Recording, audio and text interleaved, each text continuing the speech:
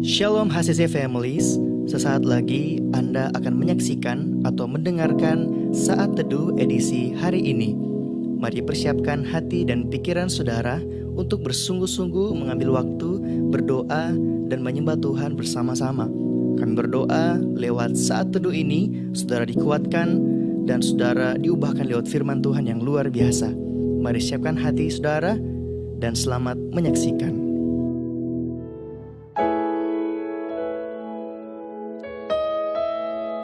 Sungguh baik Kau Tuhan. Hari ini kami ada semua karena Tuhan. Kami mau datang dengan segenap hati kami untuk datang di dalam hadirat Tuhan. Kami mau datang kepadamu ya Tuhan, lebih lagi Tuhan, menyaksikan keindahan-Mu Tuhan. Haleluya Yesus, terima kasih Tuhan. Kau baik Tuhan.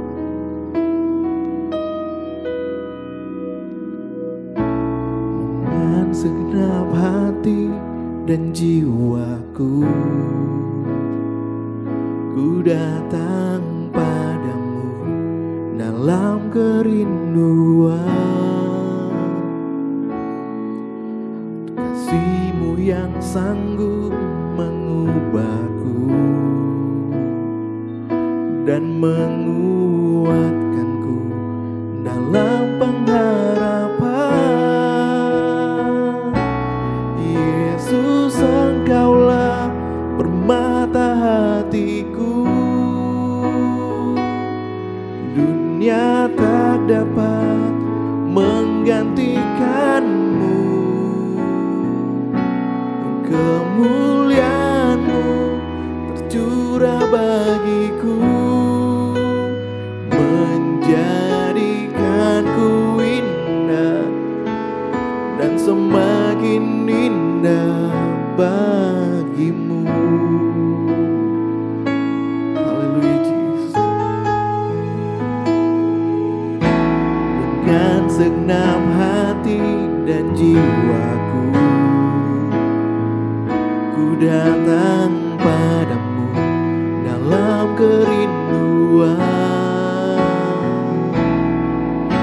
Kasih-Mu yang sanggup mengubahku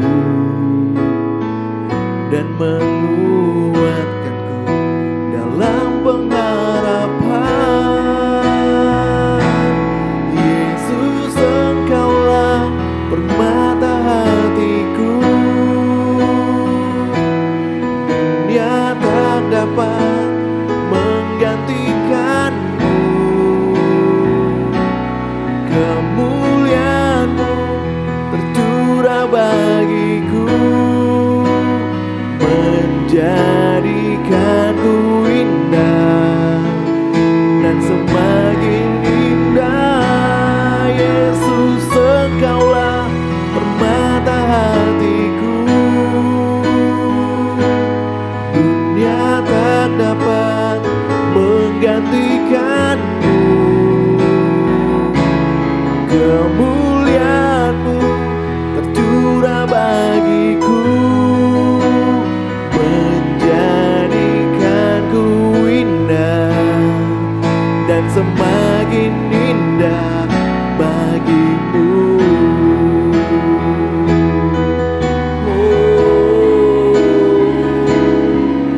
Jadikanku indah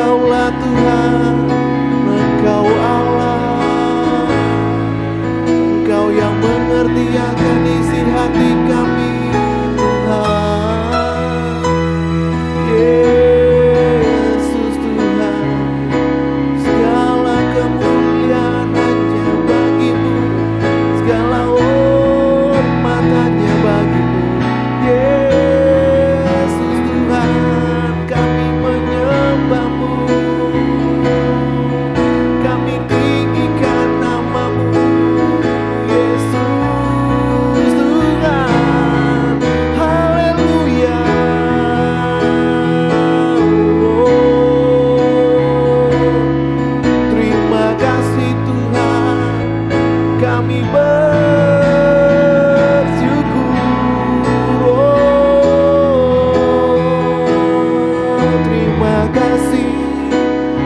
Terima kasih Tuhan, Engkau permata hati kami, Yesus.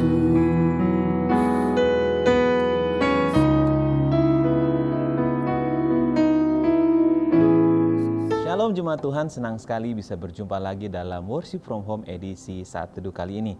Dan kali ini kita akan belajar bersama-sama tentang salib Yesus. Baik Bapak Ibu Saudara, sebelum kita belajar kebenaran firman Tuhan, mari kita satukan hati kita berdoa. Mari kita berdoa. Bapa, terima kasih buat anugerah-Mu yang besar Tuhan. Pagi hari ini kami boleh berjumpa dalam keadaan diberkati. Baik dan tidak baik keadaannya Tuhan, kami percaya kami dalam keadaan diberkati oleh Engkau Tuhan. Karena Engkau Allah yang selalu memelihara kehidupan kami. Saat ini kami mau belajar kebenaran firman-Mu, biar firman-Mu Tuhan menjadi pelita dan terang bagi langkah-langkah hidup kami saat ini, bahkan sampai nanti. Tuhan memberkati setiap kehidupan kami Tuhan, di dalam nama Tuhan Yesus kami mau belajar kebenaran firman-Mu. Haleluya, amin. Bapak Ibu Saudara terkasih dalam nama Tuhan, pagi hari ini kita akan belajar bersama-sama dalam Galatia 6 ayat yang ke-14. Saya akan bacakan buat kita semua.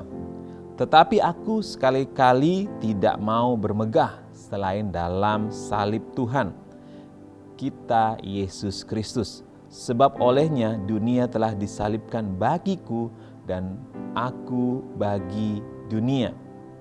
Ini adalah perkataan Rasul Paulus yang disampaikan kepada jemaat di Galatia. Bermegah dalam salib. Apa arti kata bermegah? Bermegah adalah sesuatu yang dapat atau yang membanggakan. Sesuatu yang membanggakan. Ada sesuatu yang prestasi yang kita peroleh. Mungkin kita menjuarai sesuatu dan sesuatu itu membanggakan kita sampai saat ini. Mungkin dulu kita pernah lomba lari karung, mungkin juara 1 dan dapat hadiah, dan itu sesuatu yang membanggakan mungkin sampai saat ini. Nah, halnya bagaimana dengan kehidupan kekristenan kita? Sudahkah kita menjadi orang Kristen yang bangga, atau sudahkah kita selama kita hidup, selama kita menjadi orang Kristen, apakah kita bangga menjadi orang Kristen? Atau justru sebaliknya? Bapak Ibu Saudara yang terkasih dalam nama Tuhan, arti kata bermegah ada seperti membanggakan. Hal ini menunjukkan bahwa Paulus, kita belajar sama-sama dari seorang Paulus. Dia mengatakan di sini, tetapi aku sekali-kali tidak mau bermegah selain dalam salib Tuhan kita Yesus Kristus, sebab oleh dunia telah disalibkan bagiku dan aku bagi dunia. Rasul Paulus seperti telah menemukan sesuatu harta yang lebih bernilai dari apapun. Teringat tentang perumpamaan seorang yang pergi berjalan-jalan ke sebuah ladang, kemudian menemukan satu kotak harta, kemudian dia menjual semua hartanya, dia membeli ladang itu, dan akhirnya apa yang terjadi? Dia menjadi jauh lebih kaya. Nah, begitu juga dalam kehidupan Paulus. Dahulu dia begitu luar biasa, dia berprestasi, dia ahli dalam Alkitab, dia ahli dalam hal-hal bidang Taurat, dia ahli dalam berbagai macam hal, dia ahli, bahkan dia menguasai beberapa bahasa. Nah, Bapak Ibu Saudara yang terkasih dalam nama Tuhan Yesus, kenapa saya katakan Paulus seperti menemukan sesuatu yang jauh lebih bernilai dalam kehidupannya, melebihi segala yang ada di dunia. Seperti kita ketahui bersama bahwa salib atau salib Kristus adalah lambang kematian yang mengerikan yang diderita oleh Tuhan Yesus. Untuk apa? Untuk keselamatan kita, untuk kita memperoleh kehidupan yang kekal. Dan saat ini salib adalah pemisah antara kita dengan dunia. Karena dunia dan segala sesuatunya berlawanan dengan Allah, bertentangan dengan Allah. bukan berarti saya mengatakan bahwa kita tidak usah bekerja, kita tidak usah beraktivitas, kita tidak usah belajar, kita tidak usah melayani karena selama kita hidup kita ada di dunia. Tidak, tapi justru kita harus berusaha agar jangan sampai pengaruh dunia mempengaruhi kehidupan kekristenan kita. Nah, di sini kita lihat kehidupan seorang Paulus. Tentu kita sudah mengetahui sejarah perjalanan kehidupan seorang Paulus. Dari seorang penganiaya jemaat menjadi seorang pelayan Tuhan, menjadi seorang rasul. Dan kita boleh membaca bahkan merenungkan kebenaran firman Tuhan. Perjalanan hidupnya begitu luar biasa, banyak mengalami aniaya. Pernah karam, pernah dipenjara, pernah disesah. Dan walaupun akhirnya dia harus mati dipenggal oleh pada zaman Kaisar Nero. Bapak Ibu Saudara yang terkasih dalam nama Tuhan, Paulus pernah mengatakan dalam kitab Filipi, mengatakan bahwa apa yang dahulu dia anggap keuntungan, Filipi 3 ayat 7 itu mengatakan apa yang dulu dia anggap untung, sekarang dia adalah menganggap suatu yang rugi. Paulus mengatakan, seolah-olah mengatakan begini, kenapa tidak sejak dari dulu saya kenal Yesus? Kenapa tidak sejak dari dulu saya tahu Yesus? Kenapa saya tidak mengikuti Dia? Kenapa justru saya menjadi seorang yang menganiaya? Tetapi ketika dia menemukan Yesus, ketika dia menemukan inti dari kehidupan Kristus, ketika dia belajar, ketika dia mengikuti Tuhan Yesus, dia boleh melihat segala sesuatu yang dahulunya dia anggap baik, dia menganggap dirinya adalah yang sempurna, dia anggap itu adalah sampah, sesuatu yang merugikan. Nah, bermegah di dalam salib. Paulus menyadari bahwa salib adalah kekuatan Allah dan Kristus juga adalah kekuatan Allah. Kenapa saya dikatakan bahwa salib adalah kekuatan Allah? Karena di salib, di kayu salib, seluruh esensi kasih Allah dinyatakan bagi kita. Bagi kita umat manusia, bukan bagi dunia, tapi bagi kita umat manusia yang percaya kepadanya. Paulus menjalani kehidupannya tidaklah mudah, tidak serta-merta langsung menjadi seorang rasul.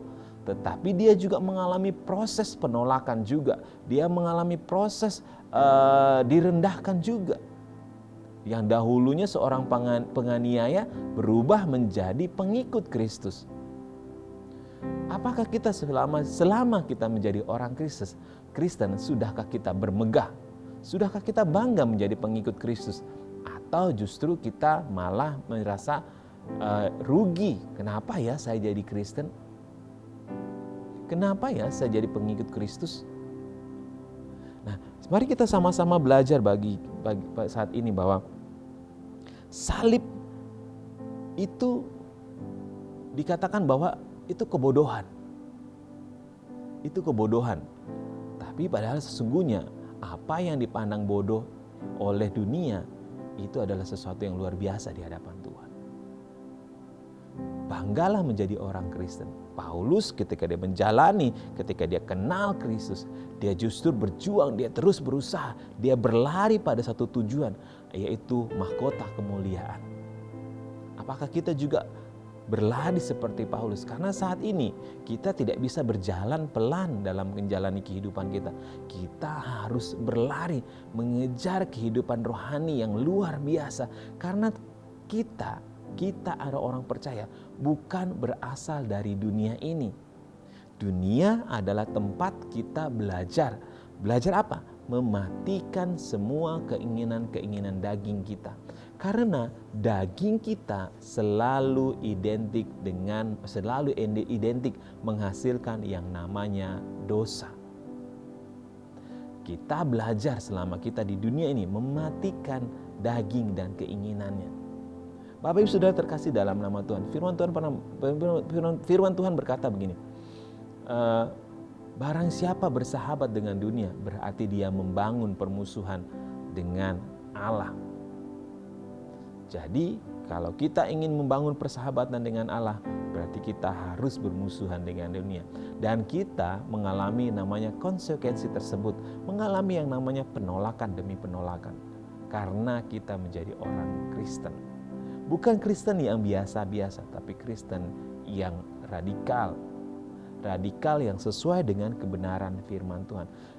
Coba Bapak Ibu Saudara bayangkan, seberapa militankah Rasul Paulus, seberapa radikalkah Rasul Paulus ketika dia mengalami perjumpaan dengan Tuhan Yesus.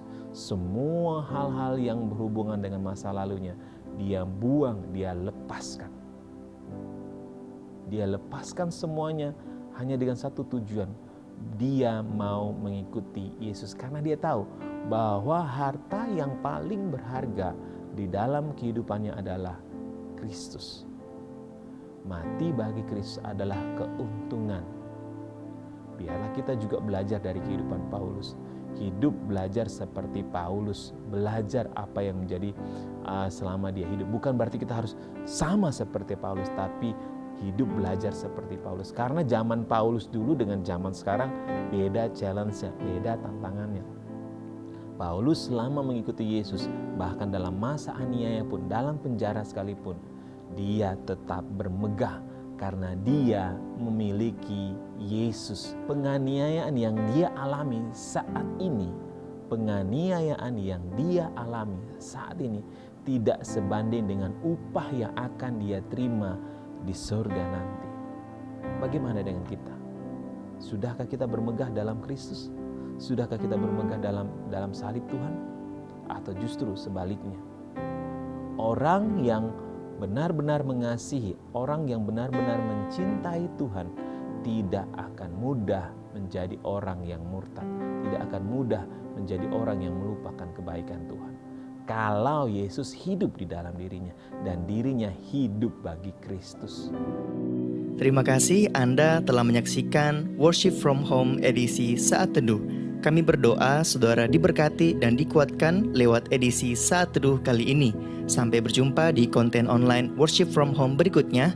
Tuhan Yesus memberkati.